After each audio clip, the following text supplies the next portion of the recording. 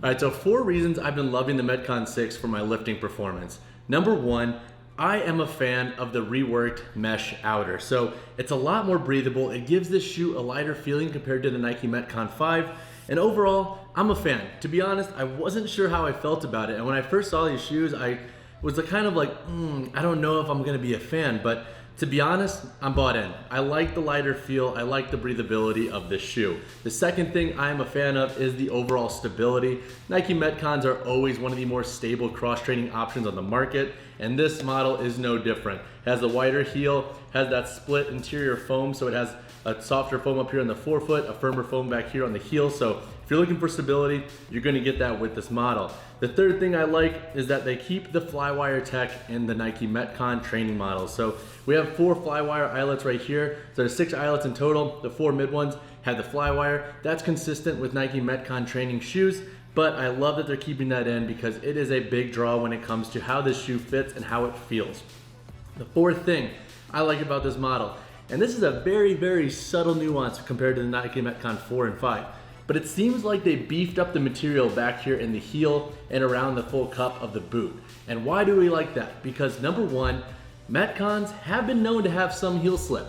And with this beefed up material, I haven't noticed any issues. Even when I'm wearing longer socks or even shorter socks where it can be a little bit more prone to slipping out, if I get sweaty or if the material doesn't have a lot of friction so it doesn't stay put, it's been pretty dang stable on my heels. So I'm a fan of the subtle beefed up material back here. We have a little bit of a different branding too. So I am a fan of the reworked boot construction, but those are my 4 things that I'm digging with this model when it comes to performance. Wasn't sure if I would like the mesh, but I'm bought in. I'm not noticing any issues with durability, and I like that the construction up here is beefed up, so when you do have any toe dragging movements like in burpees, you're not gonna have many issues. All right, so 2 issues I could see others having with this model. Number 1, just the overall stability when it comes to being versatile. So look, they work with you by putting in the 2 different layers of foam, so the forefoot is a little bit softer and a little bit more reactive than the heel. However, if you are someone who leans more towards running for their workouts and you're looking at cross trainers, I don't think this is gonna be the best cross trainer for you. This is amazing for stability, but if you're trying to run 4 plus 5, 6 more miles than that, you might want to pump the brakes. This is definitely not going to be the most comfortable and forgiving option when it comes to repetitive heel strike and then digging into that forefoot and propelling yourself forward. The second con I have with this model, and I say this in most of my training shoe reviews, is that if you are a budget-friendly shopper, newer Metcons, newer like Reebok Nanos and so forth, usually have a price tag sitting around $130. For the standard Metcon 6, that's what you can expect to pay, $130.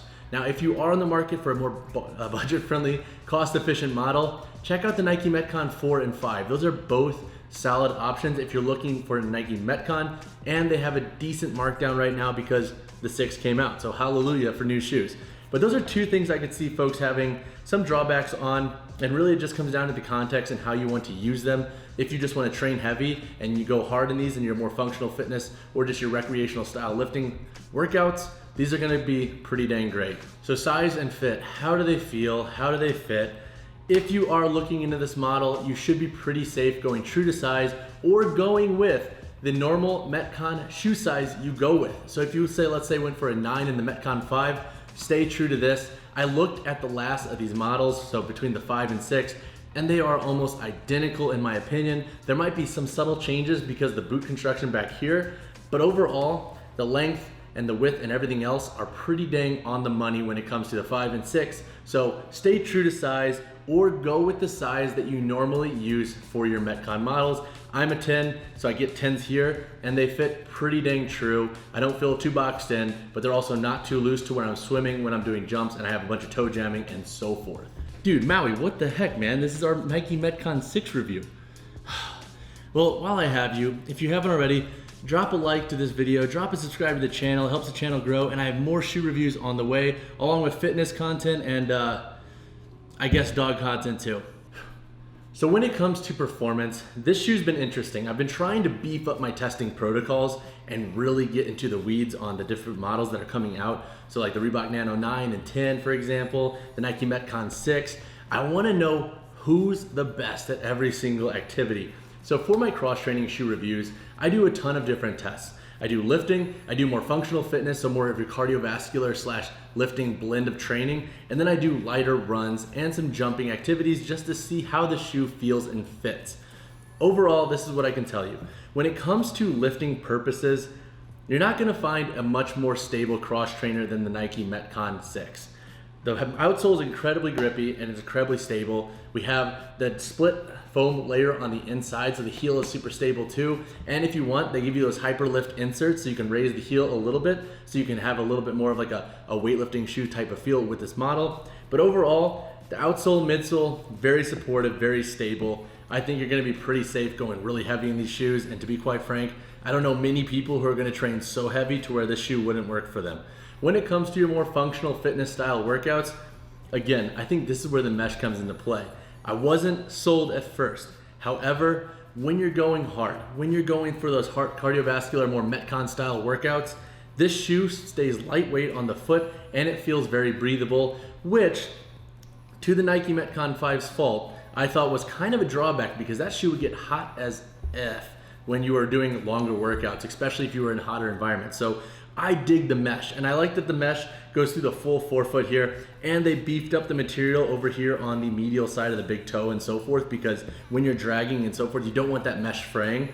So I think you're gonna be pretty safe. And they also beefed up some material here for rope climb. So if you do the S-Lock, for example, you're gonna be pretty safe with the durability of this model. So overall, I think it excels for both training heavy and more of your functional fitness style workouts. But how does it perform when it comes to your more cardiovascular facing activities, more of your jumping workouts? So-so.